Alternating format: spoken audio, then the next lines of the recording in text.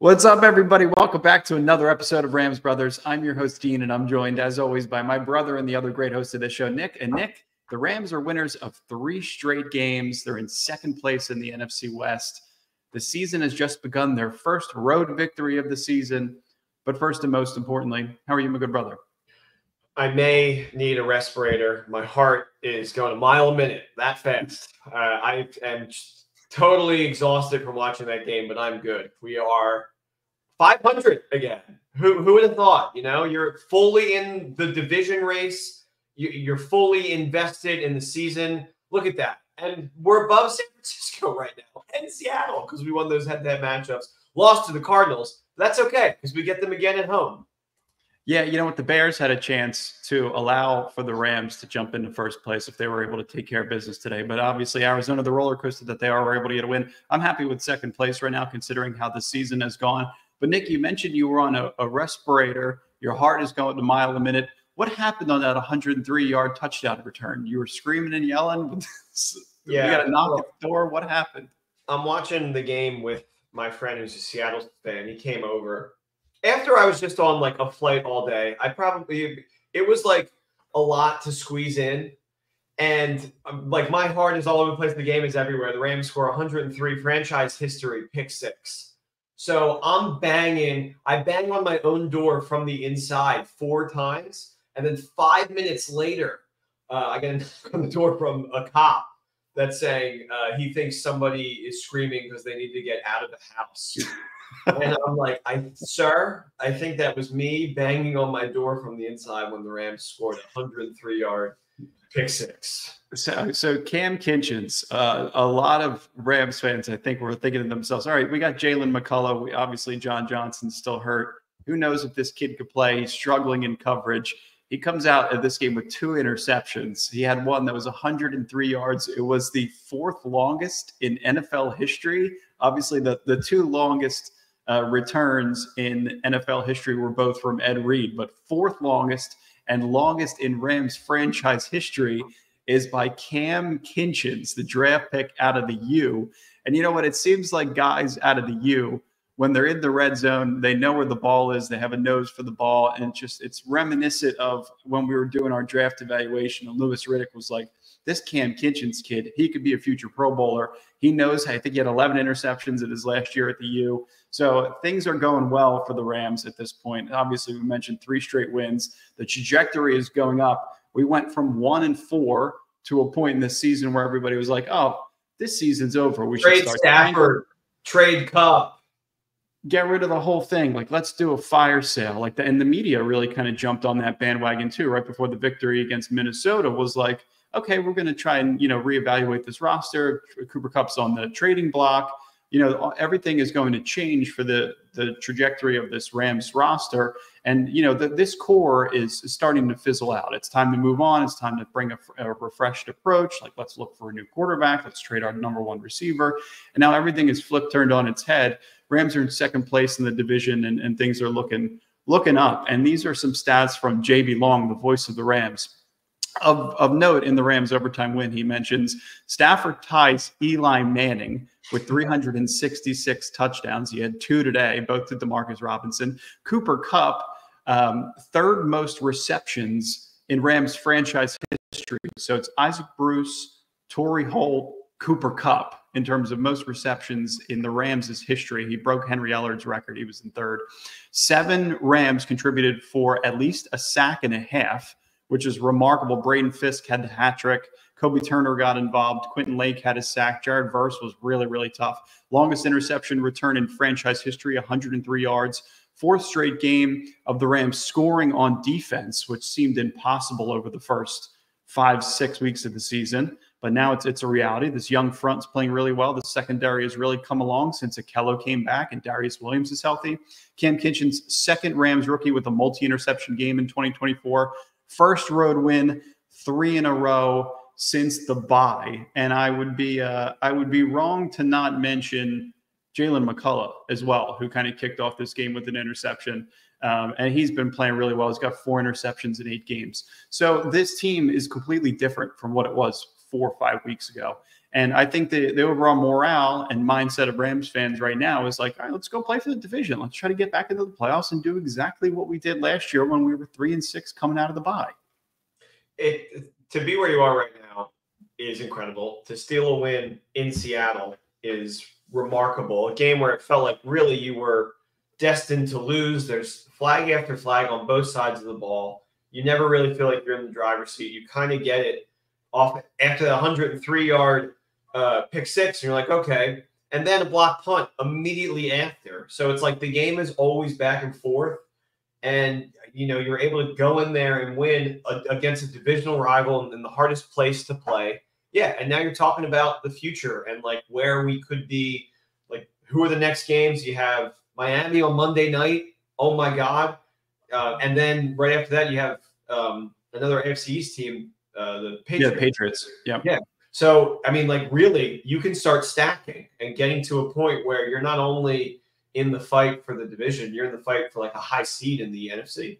And I thought what was really encouraging was obviously it went down 13-3 right before the half. And, you know, there were penalties and Puka gets ejected. And it's like the explosive. Seattle had a lot of explosive plays. Jackson Smith-Njigba had a career high in receiving yards. But Puka getting ejected from the game, which looked like it was kind of like a shove in response to Reek Woolen, but I guess they considered it a punch. They ejected him from the game. You're down 13-3 going into the half. You come out of the half. You're not running the ball successfully. You have no runs over 5 yards that weren't penalized. So penalties, 20 penalties in this game. I think the defense had 5 or 6, and the offense had a couple. There was a holding call on Bo Limmer. There was a couple of holding calls up front. But how you come out of the half, I thought was really impressive. They stuck to the run. I think Kyron had a fumble there that Cooper Kupp recovered. But they continued with the game plan. They continued to evolve the offense. They continued to get Matthew Stafford out on the boot. And I thought there's got to be a lot of confidence, too, in that room where it's like, okay, we played a poor half. Now we're going to come out of the half. We're going to score points. They got the lead down from 3-13 to 10-13. And the game was much more fun to watch, I think, coming out of the half. So when the Rams are thriving, they are getting multiple different wide receivers involved, at least this year. Tutu makes a big grab. Tyler Johnson was big. Obviously, Cooper Kupp. And then Demarcus Robinson with the game winner. But that's why it was such a big deal that Kupp was ejected.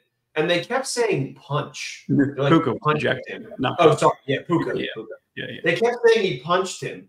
And I'm like, show us the replay. Like, it looked like he was shoved from, which was legal, and then he shoved him back, and it looked nothing more than that, which is like never called. But then they wouldn't really show it, at least not close up. But it looked like he went for the one unprotected part of the other player. Like, he tried to go like into the so he could like get him in the neck, which you can't do. But my fiance was sitting next to me watching because it took him a while to get off the bench, and she was like, "Do you think he's crying right now?"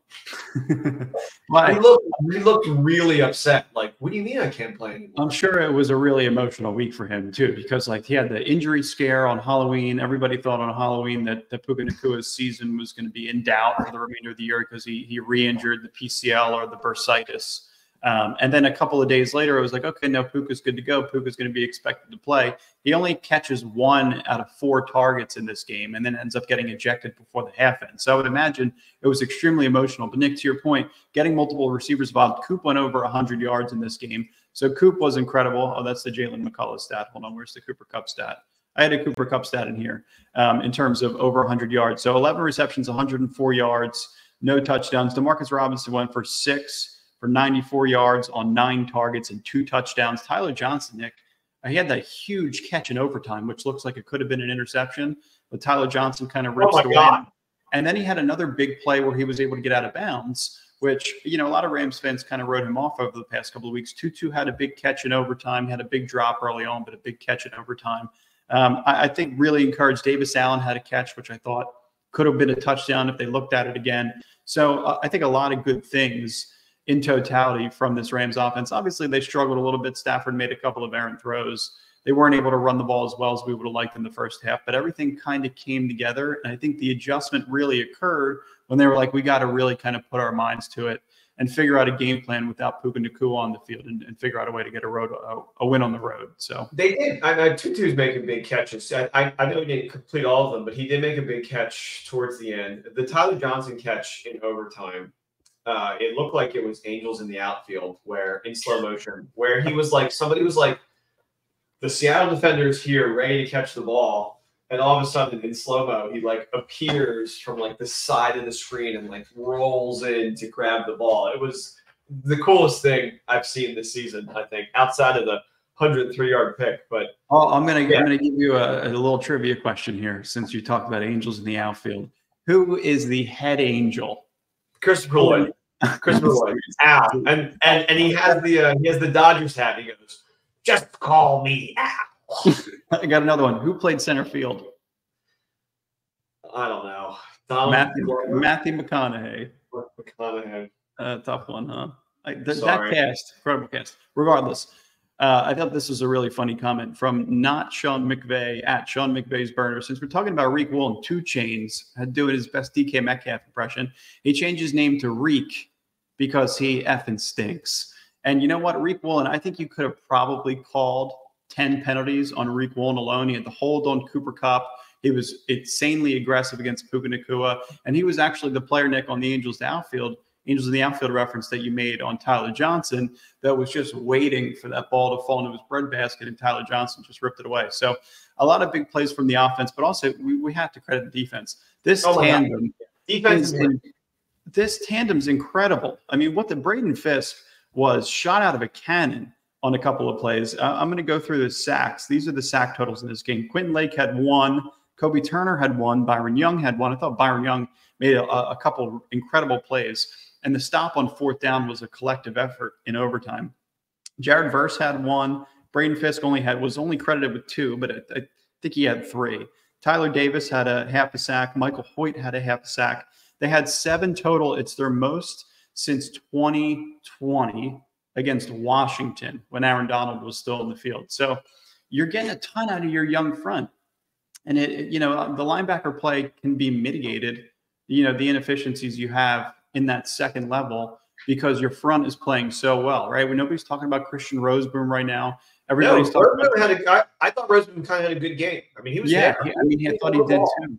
Yeah, and I'm excited to watch Omar Spates back because I know on that final play in overtime, the 4th and 1 play, Omar Spates shot out of a cannon and made a play, shot a gap, and was able to make a tackle in the backfield. So this team's they're playing good football right now. To figure out a way to persevere and get a win on the road, it just didn't feel like a win the entire game. It really didn't. Not only get a win though, you need a field goal to win. You stop them in overtime. And your coach calls a play that is a heart ripper. Is that what Stafford used to call it? When he's like, when you're ripping out someone's hearts. Snatch. Yeah, a soul-snatching play. Darkly chaotic, Matthew Stafford. Makes a one-arm grab that is no doubt a catch. I mean, you're destroying a fan base that is loud into OT. And like they have to leave, and it's like these damn Rams, man. Yeah. It's like we can't we cannot beat these guys. That's probably what they're saying. We can beat them. Yeah, I mean Matthew Stafford in the OT win. 298 yards, 2 touchdowns, now 5-0 versus the Seattle Seahawks as a Ram. How is that true? It's true. Wow. It's true. Wow. I mean. You know what? And we talked about it in the preview episode. We were like, guys like Jared Verse, Braden Fisk, like if you guys want a memoriam, if you guys want a statue, you guys want Rams fans to remember you, like you got to be able to step up in these big divisional games against the Seahawks. Because these are the ones that everybody remembers. The games against San Francisco, games against the Seahawks, especially on the road with the 12th man at Lumen Field, like these are the ones you got to figure out a way to win. And I think the Rams did a really good job of putting it all together today. And figuring out ways to persevere and win. And you see it, like you're feeling it from the fan base now, but you're also feeling it from some of the other guys, the previous players, the guys that have supported this team. Andrew Whitworth, current vibe. Is this a little foreshadowing with Tyler Higbee? I mean, you hope so. You really do. It is tough, though. It's that our dad sends this text that Jones is He would be potentially our best linebacker, but he's now in our division and like causing plays, and that's something that we had to overcome in this game. Yeah. Speaking of Ernest Jones, just remarkable that is like, yeah. If we had him, it would be a whole different, show. But we didn't have him, and we still have, what was it? How many sacks? 7? There's no 7 sacks. Yeah. 7 sacks. When was the last time? 2020 was the last time Rams had 7 sacks. Guess how many sacks the Seattle Seahawks had, despite sending Ernest Jones on a blitz at least 3 or 4 times? 2, 1, egg, goose egg. Goose egg. Pretty impressive. Tons of pressure, but Stafford was able to evade it and get the ball out of his hand a couple of times. A couple of times, it seemed like it was a mistake that he, didn't take a sack or he didn't throw the ball away. But still, you got away with some things in this game, and the penalties were bad. 20 total penalties in this game. Rams had 8. Seahawks had 12.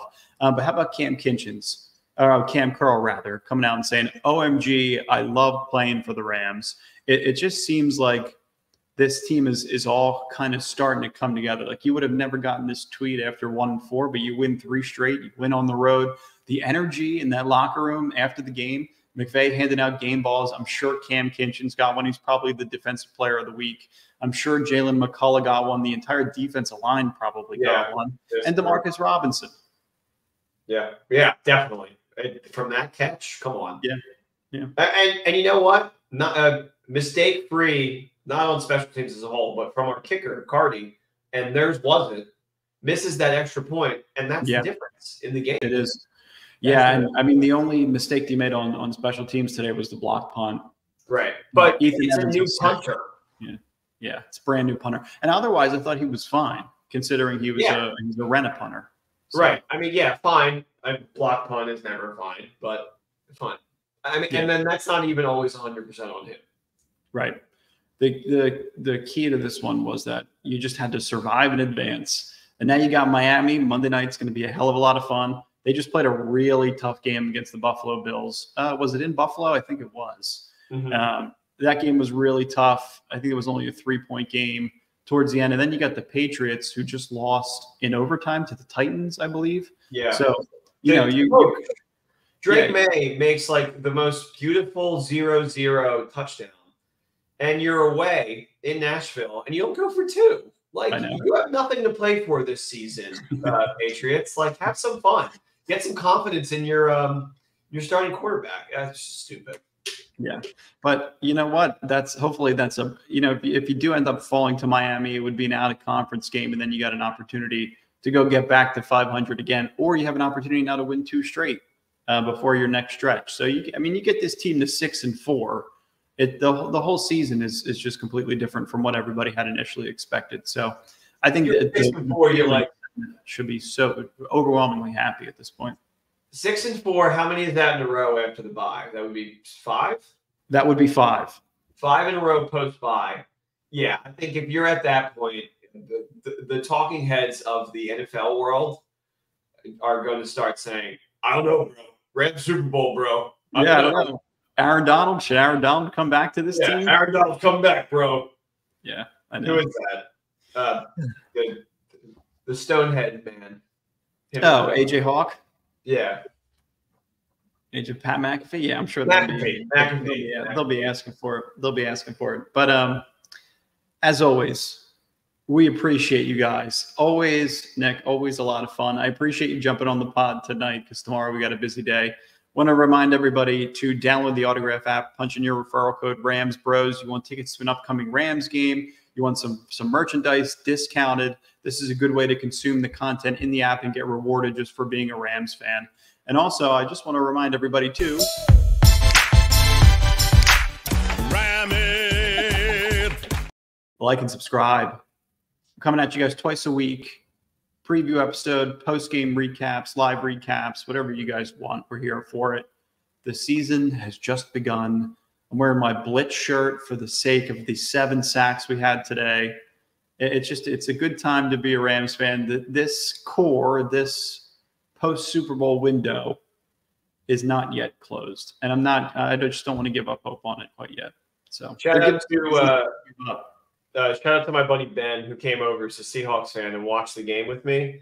I am a total lunatic watching the Rams, and he was like on the other side of it and had to watch me, stampede around my house. So really appreciate you coming by and enjoying the game with us. And to Dean, thanks for doing the epi. Of course. We love you guys. We will talk to you soon. Nick, you're the man. The Rams are on their way up. And as always, go Rams. Go Rams.